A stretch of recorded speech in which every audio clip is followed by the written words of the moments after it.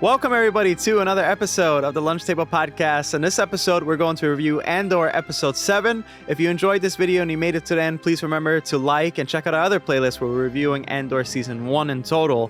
This episode is really great, Dylan. We see Andor in Miami, or Neomos, a new planet that for the first time we see. Yeah. So without further ado, Dylan, tell me your thoughts. Yeah, I love this episode, man. It really added to the espionage kind of quality of this show, and there's so much like scheming and like planning like involved in this episode. So everybody's kind of like reacting to this big robbery that happened in the last episode. So I really appreciated how on both sides, like the Empire and the Rebellion, they both kind of have like similar attitudes toward this operation. Because they're both kind of like, well, it's just gonna keep growing. It either grows or it dies. That's the big quote of this episode. Um, but yeah, we get to see some great scenes with Mon Mothma and how she's kind of like, talking with Luthen about this big, how the rebellion's kind of like growing into something bigger than she expected it to be. Deidre, she's kind of like, slowly, like getting her position kind of like elevated, and she even had that cool scene where she was going back and forth with that ISB guy, and we see Admiral Yularen. I didn't expect to see that. But yeah, great episode for me. What are your thoughts on it? Yeah, man, I love this. It's so different from Star Wars, and I love it. I'm like so here for that. I would like different properties from Star Wars to emulate this. I really dug it so much. Even like the score is a little bit different here, not so much Star Warsy. I'm glad we get to see more of Cassian, what he's been up to, some plans that he has going on, and also Mon Mothma. Like I appreciate her so much. Like just seeing her here, they gave her so much like of this humanity side to her, especially dealing with her family. And I feel really stressed out for her. But yeah, so let's I guess start from the beginning. So what were your thoughts on seeing the guy Cyril still eating Zero. cereal? Yes. Yeah, that guy is stuck eating cereal, man. Man, he didn't finish that bowl, I guess. Right. Must be some good ass cereal. Right.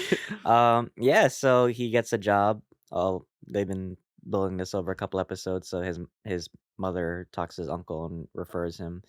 And it was actually cool seeing like that building he was in. It was like a very like, because like the little details in Star Wars you don't think about, because normally we're used to seeing like big battles and shit, but we never think about like the day-to-day lives of like people on like Coruscant or anywhere in the galaxy. So they had this like cool like office building, and they had like little mouse droids running too, so it kind of like added to like that Death Star kind of like vibe.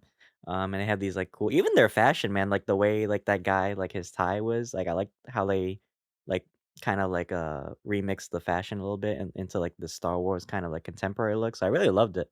Um, so yeah, he's kind of like he's given a second chance, and he's trying to rebuild his reputation. And as we'll see it towards the end, it might lead back to Andor somehow. But yeah, and then we get to the ISB, and like I said, they're kind of like regrouping and trying to like figure out what their next steps are. And I like Deidre's like kind of like attitude toward this. She's like, they're treating this like a robbery when it should be like an announcement, right? Because the rebellion is kind of like, for them, this was more of a like like a signal, or like a sign that this is only our first step to something larger. But yeah, tell me what your thoughts were seeing them and seeing Admiral Yularen in live action. Oh yeah, no. First of all, that was wonderful, and also I think Partagas is really recognizing Deidre as well, and I think that she could be some type of protege, and I think it also I like the dynamics of this power shift where she's doing something for the Empire and ISB in general, and she's rising through the ranks, and now she has this very like stern type of attitude to some of the cadets there. Um, and I can't wait to see if there will be an interaction with Cyril later on. Admiral Yularian, that was really cool to see as well. I was glad to see him. Um, yeah, and so after that, we do get some more insights on Mon Mothma's dynamic with her family. They have a party going on, but before that, she meets Luthen. And tell us about the little Easter eggs that you noticed. I didn't even see these Easter eggs. Yeah, man, Luthen's like whole gallery is like so chock full of Easter eggs. So the first Easter egg if you rewatch it, you'll actually notice there's a temple guard helmet from the Clone Wars. And then the second one is actually Plo Koon's mask. It was like right in front of him. It was kind of like hard to notice if you didn't really like see it, but I saw like those little like eye socket things that he has. I was like, oh, why does it look so familiar? And I was like, oh shit. So I wonder if that's actually like Plo Koon's mask or it's just like a replica or something. But I thought it was really interesting. But going more into the scene, so Mon Mothma meets with Luthen, and I like how they talk too. They're kind of like speaking this like code, like, "Oh Right. yeah, smile," like look natural, like you're talking about like art and shit. Because the her driver basically is like a mole or like it was planted by the Empire to like spy on her. Um, and I like that Luthen is like, yeah, like, what did you expect this was gonna be? Did you think we were just gonna, like, build this network forever and not do anything about it? Like, eventually, we're gonna have to make, bigger steps in our plan. And then, like he says, like, it either grows or it dies. And I think she's finally realizing now, like, I don't think this is the Mon Mothma that we see yet in Rogue One. This is kinda like her early days, like, before then. Like, she's kinda, like, naive about this whole, like, what she's doing, but now she's starting to realize that, there are consequences, right? And people are gonna die to take these risks, right? But at the end of the day, it's still a blow towards the Empire, and these little victories are what's gonna blow back the Empire. So, yeah, what were your thoughts on it? Well, yeah, it's cool to see that Mon Mothma, even like with her status and all that, she still has a lot of growing to do in this type of scenario. And I like that she was also. It looks like there's way more people that want to turn against the Empire. So she has this party and there's a lot of people there. I was actually scared. I was like, "Aren't you speaking too loud, girl? Like, you don't think somebody maybe has like bugs on Right. them that could hear you?" Yeah. But she's like talking to her childhood friend apparently that also works in like some sector of like Mhm. the politics there.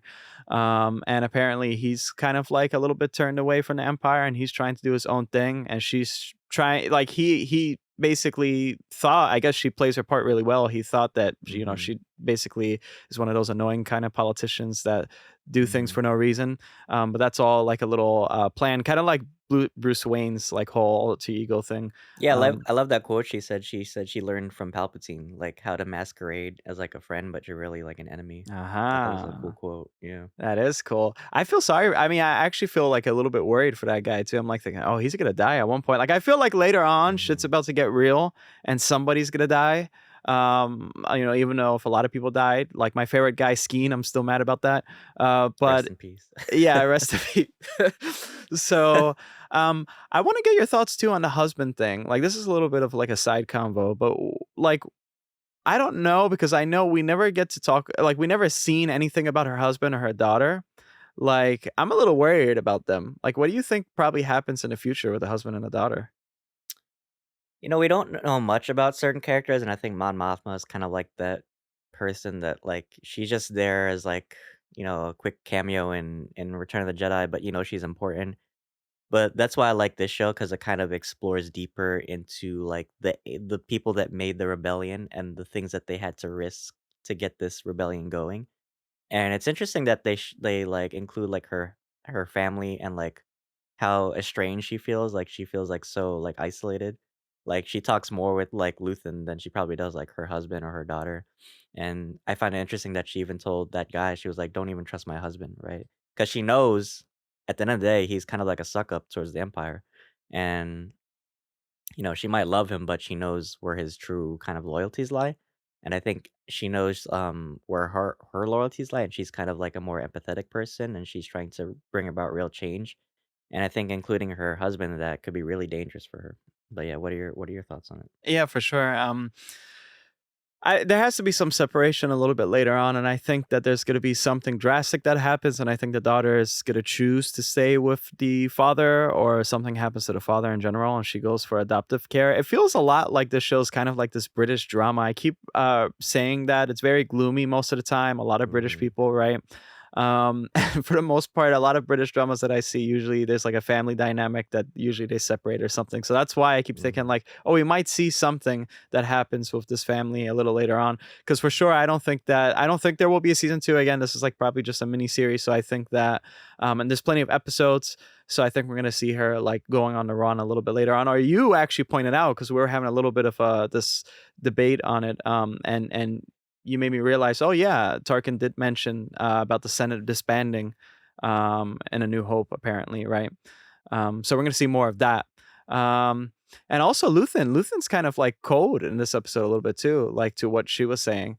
Um, and but anyways, Well, because 'cause they're from 2 different worlds. Because right, Luthen is, like, this kind of, like, person that's, like, in the field, and Mon Mothma kinda, like, sees it from, like, an administrative standpoint, right? So it's right. like she kinda reminded me of Tom Wilkinson's character in Valkyrie, like, he's, like, this person of, like, high status, but, like, he's trying to, like he's, like, letting the people that run it do what they need to do, but he's like, "Well, just be very diligent about it, right? Because my status is at risk too, right? It's not just you." Because she said, like, in the other episode, like, "The first one that's gonna fall is me," right?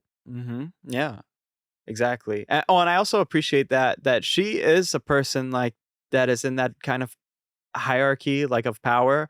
I'm pretty sure I don't know if Dedra's like I doubt that she has, like, more power than Mon Mothma, but I like that Mon Mothma's at least trying to do something for the good of humanity or the galaxy, Mhm. rather than Dedra's just trying to, um, uh, for More greed or ambitious something like that. reasons. Yeah. Yeah. So, Mhm.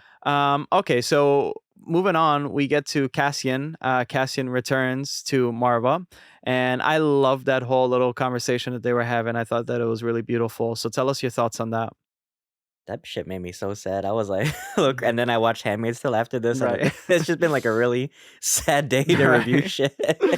But I love that scene with him and Marva, and, it was great to have the character back and see what she was up to, and, um, she's kinda like the closest thing to family that Cassian has, right? And then he came back for her, and he was like, "Yeah, let's go run away," right?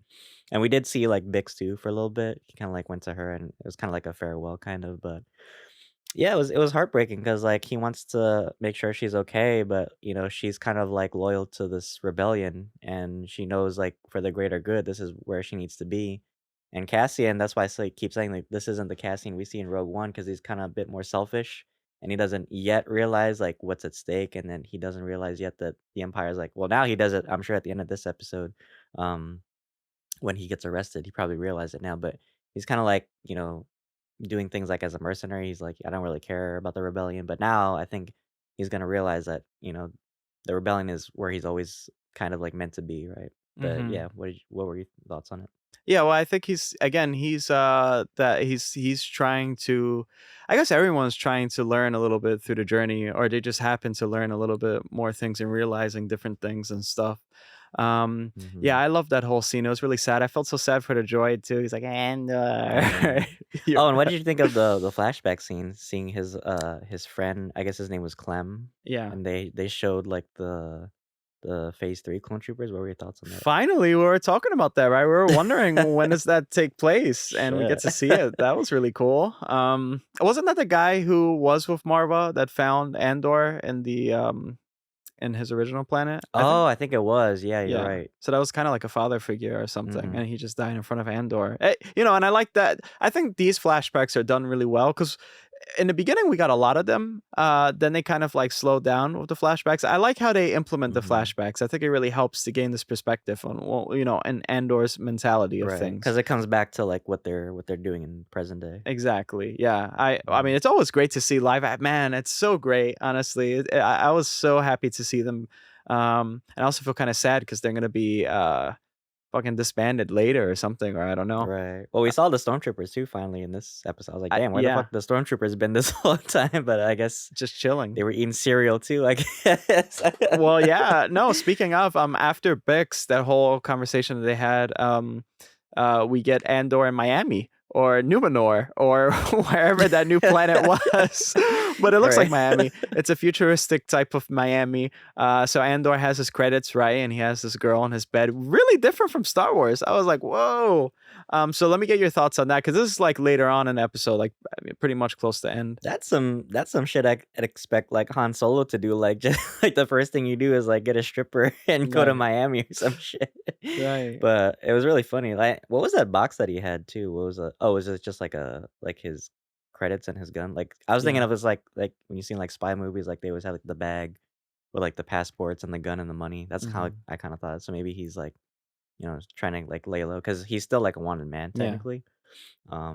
I thought it was interesting, yeah, he's, like, very, like, selfish, like he's just trying to like escape, you know, the empire basically, but like live on his own. And then he gets arrested. And I thought that that droid we were gonna see was K2SO for a minute. I thought the security droid. I was like, oh, is this K2SO? Is he finally gonna meet him? But he has a different voice, so I thought it was interesting. Yeah, I think that was planted, at like a little foreshadowing, perhaps. Also, Hmm. you know what's funny here? This show is like so mature that I bet a lot of you guys probably missed this, but I think that girl in the bed was taking a Plan B pill. Like, yeah, because she takes like a pill. She just woke up. She takes a pill. I'm Right. like, whoa. But yeah, we get a little shot of the fun at because we were talking a lot about like the show not having too many aliens. We've seen a lot of aliens like in the Hmm. little Venice Beach Yeah, thing, and it's very like weird because like there's only like a few shots of like aliens in the show. It's very like humanoid centric. I was thinking yeah. maybe that's because like Palpatine too, like he's very like xenophobic, so maybe that's why we don't see as many Ugh, aliens. yeah. But just weird. It's like you would think in a Star Wars galaxy, like even like they could have like painted like the people's faces, Right. like the Pantorans, like they're like kind of bluish, so Mhm. it's kind of weird, but yeah. Yeah, and then we see a sand trooper, right? I believe that's what you call them. Hmm. And that's cool. That's always pleasant to see because that our first time seeing them where it was in Rogue One. Hmm. And Andor gets in a little scuffle or whatever. The Empire is Stop and so frisk, yeah, right? I know. They're bullying everybody. And then later on, Andor goes to like this detention center, or like this place where they give Hmm. out shit. And yeah, that was so realistic too of like real world situations, I guess. Right. And Well, the Andor, Empire said they were stepping up. They were yeah, punishing every little crime now, so that's probably why that guy was like, "Oh, you're with them, right? You're part right. of this. Part of what, right?" And the little judge there in that little scene, she changed. So apparently, like the mandates change or whatever, and now it's even more aggressive. The Mhm. judgments that's being placed on these people, and so he gets 6 years apparently now. I got a feeling it's gonna kind of be like how Jyn Erso met K2SO. Like I got a feeling it's gonna be something like that, where Mhm. like Andor meets K2SO somewhere, like at a detention center. Oh, maybe he hacks K2SO or somebody does it in there, right? And then Mm. they escape together. Like maybe that's how it's gonna be. And then that's the end of the Mhm. episode. So I want to get your final thoughts on this episode, and also what do you predict and your final rating. So far this episode and last episode have been my favorite. They're just really nice pacing, and we see different perspective. For the most part, this episode didn't even have much of Andor, which I thought was interesting. We see a lot of these characters, their motivations, and kind of like how they're rethinking things. And even though it was a dialogue heavy episode, I think it was really nice and nuanced. So I love that this show gives us such a unique style and perspective on the Star Wars universe that isn't so like action based. So I would rate this actually very high. I would give it 9 out of 10. How would you rate it? Yeah, I would give it like a 9 out of 10 too. I really enjoyed this episode. This episode wasn't boring whatsoever. I mean, I'm mature enough to not feel bored if there's like something that's very dialogue heavy, and I really enjoyed it. I thought all the performances were very genuine. A lot of sad stuff going on, and also a lot of like things that would have anxiety. Um, yeah, I appreciate it a lot, and I like how they jumped to another planet. I'm glad to see we get to see a little bit more of Star Wars instead of always seeing Hmm. Tatooine, right? So that was really cool. I cannot wait for the next episode. As for my predictions for the next episode, I really have no clue. I think it's gonna Well, we be still haven't seen Saw Gerrera yet, so I'm wondering like where does he come into play too? unless he breaks out Andor for some reason, or like something happens. That's gonna be Maybe. really coincidental, but it's like something happens in a jail, and surprise, and Hmm. then he breaks him out Right. K2SO. I don't know. But Hmm. yeah, if you guys made it to the end, we greatly appreciate you. That's our review. Again, check out our other reviews for Andor Season 1.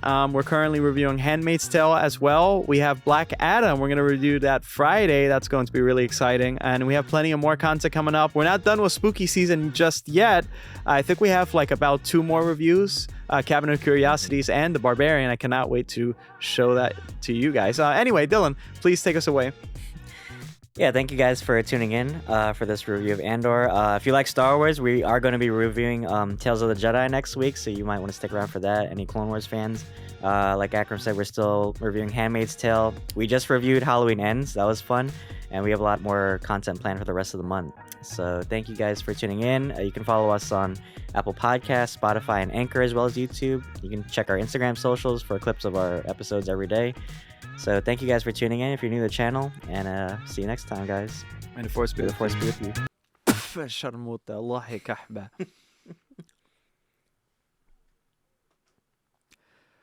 Welcome, everybody, to another episode of the Lunch Table Podcast. In this episode, we're going to review Andor Episode 7. If you enjoyed this video and you made it to the end,